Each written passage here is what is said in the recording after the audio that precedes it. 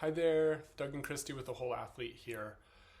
Today we're going to talk a little bit about sports and metrics and data and statistics and all of like the little ways that we quantify sports and the impact that has on like the mind of an athlete. Mm-hmm. We're not going to go into kind of how to use stats and what they all mean and all of that jazz. We are not experts in that side of things, but we are experts in kind of how things impact us in our minds, emotionally, as whole people. And we're going to delve into kind of what tuning into stats and data is like as an athlete, how it can help us, how it can get in our way, and what to do with that reality. Yeah. Real quick, just a bit about who we are. We are two therapists and two former high-level athletes. We, at The Whole Athlete, are providing mental health resources more holistically to athletes, clubs, coaches, basically anyone who supports athletes, and trying to help give athletes a little bit more support. Mm-hmm. And athletes of all levels, from youth to college professionals to those adults that just never stop. Mm-hmm. Yeah. So to start off with, let's start with just kind of a story from my own experience as a coach. So when I was coaching with the women's professional team here in Seattle, we had a sports scientist his whole job was to collect data on the team, heart rate data, GPS data, and then assemble it into these reports. And it was like practice and it was game. And what I noticed, I think like that data was really helpful for us as a coaching staff. It helped give us a sense of like, readiness based on, who had, how much like training load and how much game load was on a player and who needed a break. But what I started to see is that players would get a hold of that data and they would start to kind of chop it up and dissect it and start to look at like, oh, well, I only ran 4 miles in that game, and using that to kind of make sense of what their performance was like. And like, so while sometimes those metrics can be helpful, I think what I saw is that athletes oftentimes, like when things are kind of uncertain, when they don't necessarily know how they played, when they're like worried they're going to be in and out of the starting lineup, it's really easy to turn to something that feels objective. It feels like, oh, yes, this is the thing. Right. This is how I know if I did well enough. And it helps us kind of soothe our anxiety and tolerate the uncertainty. But the downside of it is it's not like the number of miles that a player ran is not actually that great of a measure of how well they played. Right. It's not even necessarily that great of a measure for how much effort they put in. Yeah. Yes. And in all of it, like, I think athletes sometimes like will look at data like that and then kind of discount their own experience of a game, right? Like that athlete maybe could have just like sat down and really thought about their game and been like, okay, this is what went well, this is what didn't go well, and now the coach is going to decide what they want to do with all of that, but like, here's how I feel like I did. Instead they were like, how far did I run? Which is a bit simplistic. It doesn't capture the whole picture there. For sure, which is something that is common for us to do when we're, stressed and anxious and want some sort of answer and grounding, right? Sports or otherwise. We go there very easily. Now, just because we go there doesn't mean that it is helpful. Right. But we do go there. Right. So likewise, I feel like as a casual athlete, we also now have, access to so much data, more than we have ever had. And I think I, for one, have both a love and a hate relationship with how much data I can get. And I just have my watch. I don't have, there's the Aura Ring. There are watches that go above and beyond what mine does. That's right. I both love it. I look at it all the time. Mm-hmm. And I also just wish that I could, go for a run and not wear my watch. Does it exist if you don't record it? I don't know. If it's not on Strava, it doesn't count. Exactly. Yeah. And that reality, right, is a tricky one. Mm-hmm. And so I think what we're going to talk about, right, it applies to, I think, athletes at any level, because we all really care about what we do, and we all are often striving to get better in some sort of way. Right. And that process is a little bit ambiguous. It's a little uncertain. Sometimes it's a little slow. And so it's really natural for all of us to be, to gravitate towards what seem to be really kind of objective facts that sometimes are, and that can be extraordinarily helpful and motivating and protective, but also have this kind of flip side to them that can take something away from the experience. Something is lost in the process. Right. And sometimes it can just take some of the fun and the joy out of the experience as well. Right. I mean, on like sort of an overarching level, I would say, like, one of the things that we do, and I think this is true of coaches, it's true of players, when we're experiencing uncertainty, is we like search for some way to ground ourselves. So like it's really easy as a coach to be like, we didn't play well and this player didn't run very much. It's not true, right? I mean, maybe they didn't run very much, but there's not necessarily a correlation between those two things. Right. But it helps us make sense of this sort of like undesirable outcome, or it helps us make sense of like, just like the wild subjective world that surrounds us. Yeah.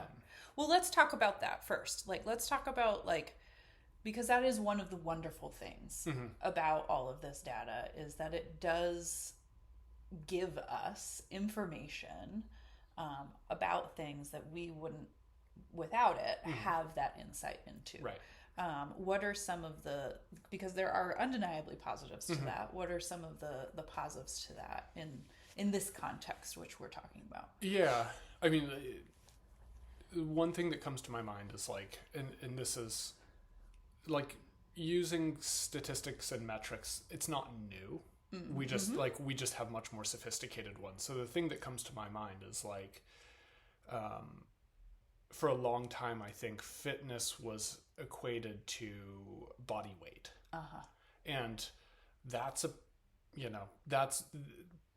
data scientist would probably say that is a terrible correlation to make. Yes. Right. And so now we have more ability to actually measure fitness level independent of, you know, like body type, which is so important. And so like with some of the data that we now have, we can understand like a much more nuanced picture of like how fit someone is, or like what their capacity is, or you know, how susceptible they are to injury at a certain point in, you know, their performance, which is really valuable. Like that's super important. For sure. At its best, it can give us a much more accurate picture. Right. And a much less biased, perhaps, picture of the kind of whole experience of an athlete, where they're at. Right. And what they're excelling at, maybe what they're struggling with, you know, maybe where they, you know, are prone, you know, where they could get injured, and all of that super beneficial. Absolutely. Yeah. I think too, like, it helps athletes, like, it can sometimes illuminate things that an athlete might not see. Like one of the beauties of data is that it does assemble a different picture than our own subjective lived experience. Like if I, you know, watch a game through my eyes, I'm going to come away with this sort of subjective experience of like, oh, that player played really well. They were like, I love the way that they did this and this and this and this and this. and then I could look at the stats and be like, but they also turned the ball over like 60% of the time that, sure. that they got it. For sure. You know, and so it gives me oh, okay, so I hadn't appreciated that. Or, you know, maybe a player that like their role on the team is more like, you know, they're not like a super attacking threat player, but like the amount of recovery runs and the balance that they provide to the team, more soccer specific here, but like the balance that they provide is sort of invaluable. And so you might say like, oh, they're like the number of high speed recovery runs they're making is like kind of astonishing. And like, so it gives us this sort of eye into something that we can't necessarily see. Yeah, kind of like a reality check, if you will. And in both ways, because I feel like it could be like, you know, a player could come off the field and be like, I played horribly. Right. And then they could look at the data and be like, oh, you know, actually, maybe I didn't. Or maybe there are ways that I was doing well, even if I didn't feel like I was doing well. Right. I felt really fatigued on the field. And so I thought I was really struggling. And then, you know, I come off and actually like, you know, my numbers actually paint a totally different picture. Like I felt tired, but I was actually like, you know, flying within the game, it turns out. For sure. And like for me, I grew up running, and I still do a decent amount of running, and I do cycling, stationary cycling. Spin. I was like, what is that called? Where I get data in real time. Largely like heart rate data. And you know, that's data that I can't just fully intuit. And I find that data very motivating, and very empowering a lot of the time. Sure.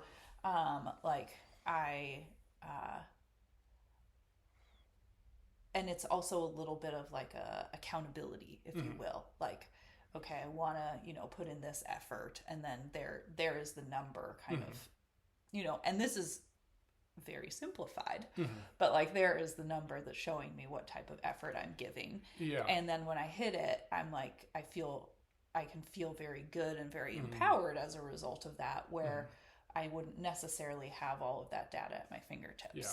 It can be like a really good loosely held benchmark. And that's really that's a really valuable, motivating thing. For sure. Any other positives to this? Being able to see things that we wouldn't see and know things we wouldn't otherwise be able to see and know. I mean, I'm sure there are. I think, you know, I think we've touched on this, but it can also highlight areas for improvement. Like, I imagine if you look at the data of like a distance runner, like you could track like, oh, they start to fall off at this point in the race, and what does that mean about their preparation? And that's really valuable, right? Then you can kind of, there are ways to use that to tinker and say like, okay, maybe my nutrition needs to change. Maybe, you know, the way that I structure my week before a race needs to change. Great. Okay. For sure. So it kind of like can be a little bit of a petri dish to work with. With that too, injury, I think, is a huge one that can benefit from having more data around. That it can really show like, okay, we may need a rest here, or it can illuminate like, I have torn my ACL long ago, and I'm still in a way recovering from that, and all the different tests that PTs can do when, like, you know, I was having a lot of hamstring issues, and being able to test my strength in different ways, with data that, you know, I don't have access to on my own, but that they have the ability to test things, really paints a fuller picture that says, this is why this is happening, and this is what you can do about it to protect yourself from further injury, and then kind of facilitate the recovery. Right. Really empowering. Very empowering, motivating, organizing, grounding, like all really positive, helpful things. Okay, so what about Yeah. the ways that it can, get in our way or interfere with our experience as an athlete or... Yeah. I mean, I think the one that comes to my mind first is just like how easy it is to sort of like, I don't know,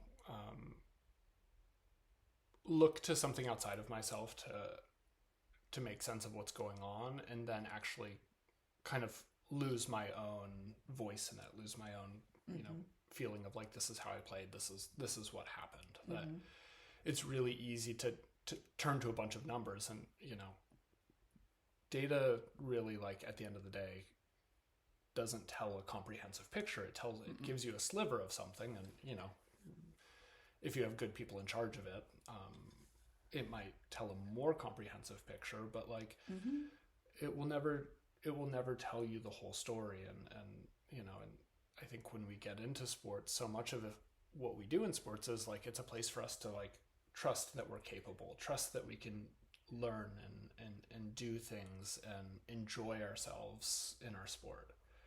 And then when we start to like apply a ton of data to it, it's really easy to kind of like lose the joy of it. It becomes so much about like the very specific improvement piece to it. For sure. I mean, I think there's a lot in that. So like, I mean, one of them is like, one of the downfalls of data is that we stop listening to and tuning into ourselves and just tune into the data, kind of give that over to the data, be like, well, it'll know better than me. Right. And there's some things that it will, but like one of the things that I often think about with the watch I have now versus the watch that I grew up with, as a runner growing up, I just had, a watch that I could start and stop a stopwatch on. And that was it. That's all it did. Yeah. And so some data, right? Like, but not necessarily active feedback in the moment of, I'd get to the mile marker and then I'd know how fast I was going, not every single second of the run recalibrating my mile pace. Right. And likewise with heart rate, like I didn't have access to my heart rate data, but we would do it based on efforts. Right. And in retrospect, like I could tell just from my own felt experience what kind of, heart rate zone I was in. I couldn't tell you exactly what my heart rate was, but I could tell. And I could do it totally by feeling it through experience, as well as with pace, right? Like I could tell when I was going a certain pace based on really tuning into my own body and my own felt experience. And sometimes I am sad that I don't rely on that I don't tune into that in the same sort of way now, because it does feel like something that is lost. I mean, we do sports initially, ideally because they're fun. We do it also because we have an innate human need to move our bodies, and that it, for most of us, feels very good to move our bodies. And to be embodied.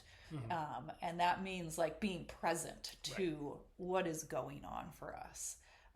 And for a lot of people, like playing a sport is one of the only places that they feel that, right? And if we are constantly looking to the data in real time, or kind of, thinking about it while we're in the moment, I think we lose a lot of that. And that has implications not just for, our sport, but just for our overall well-being, that these things are very important to being like settled, confident, grounded humans. Yeah, I think totally. And one of the things I love is there's an intuition that you acquired by not having data.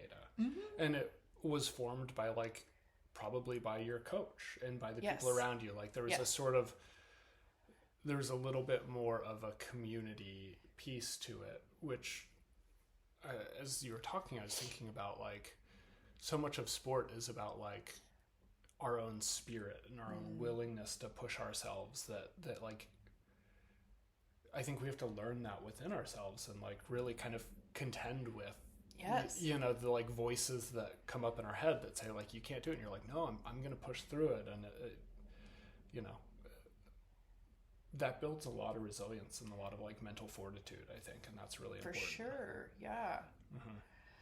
Well, and then I think one of the other things that can get lost that you kind of were nodding to earlier is that yes, these stats can give us really important insights into improving and optimizing. Right.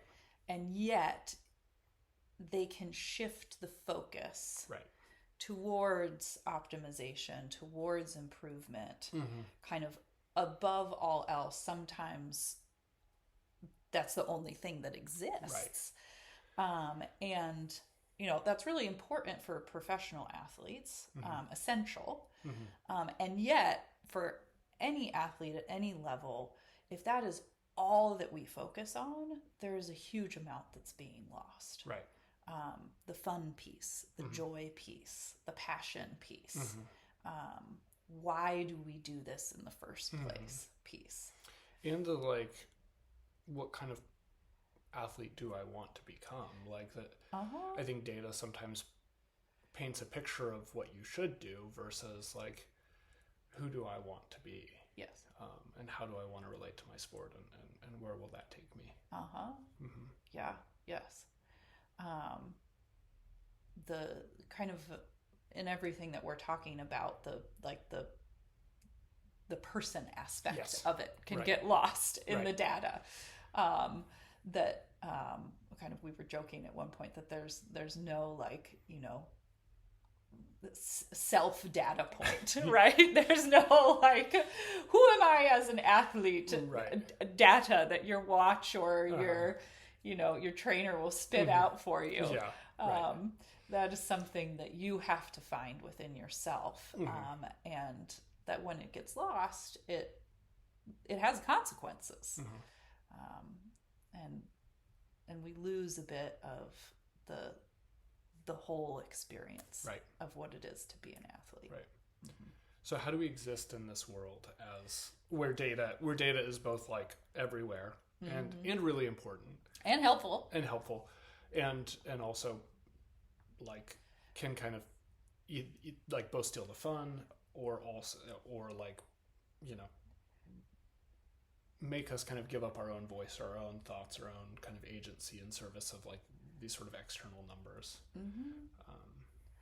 It's one of those contradictory, like, can be great, can be and I think with anything like that, I mean, one of the main things that we strive to do and that we encourage everybody to do is see data as just part of the story, that it is just part of the picture.